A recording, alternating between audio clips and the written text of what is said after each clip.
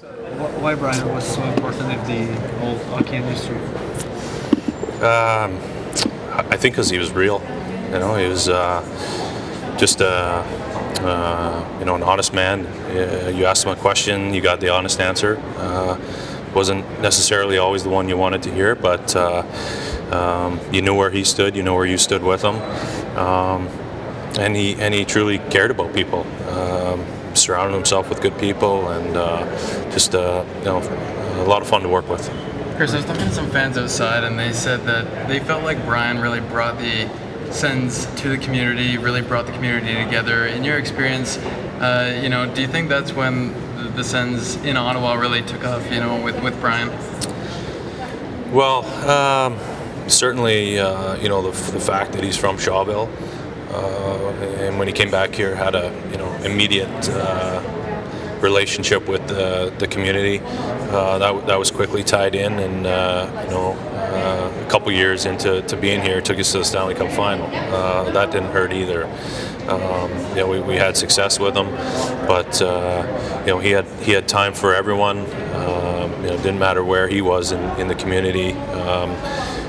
It was hard to get away from him because he just loved to talk about hockey all the time. Certainly made people comfortable, to be able to talk to him. What did he do to make this team successful? One of the biggest things was he made it fun. It was fun coming to the rink. As well as anybody, if you watched our practices, they weren't. It wasn't rocket science. They weren't complex. He didn't reinvent the wheel. It was, repetition, but, work on your skills. But, it was about, performing together, being a close group, and enjoying it. And I think that really, translated into winning hockey games for us. Personal favorite memories as Brian as a coach and a GM throughout your career, Chris? Yeah, honestly, it's tough to just sum that up, but his meetings were awesome. They're legendary. You run into guys that you played with before. When Brian was around, even before he passed away, it was we were talking about his meetings and things that he would say, and even when he was giving guys heck.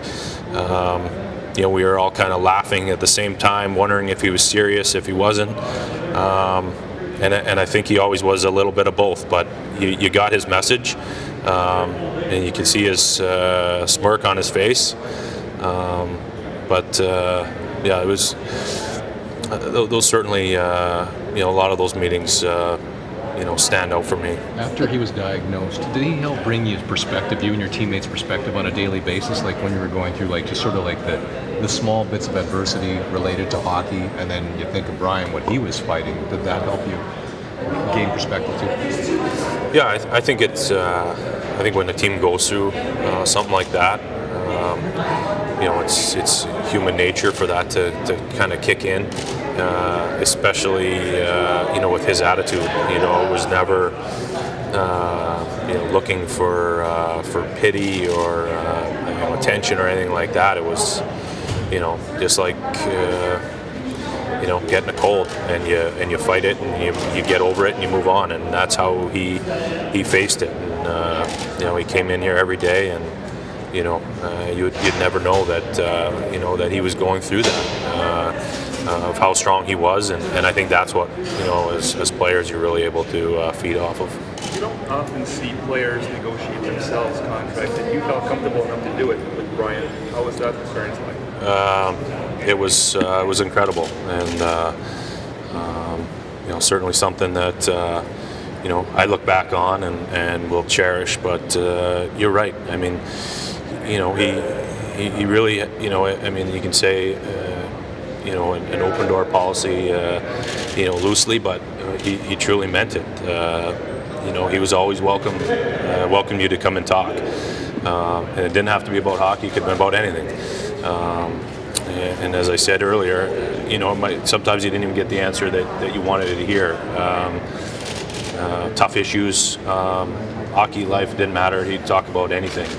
And being able to just have that that dialogue and communication all the time made that a lot easier to continue that through a negotiation, and it was something that, like I said, I'll cherish that I was able to do that with him. I really enjoyed that experience. Did he have, the team had tried to get a Stanley Cup in his honor. Did he have a philosophy around that, or something to say about not getting it? Did he have something wise to say about that?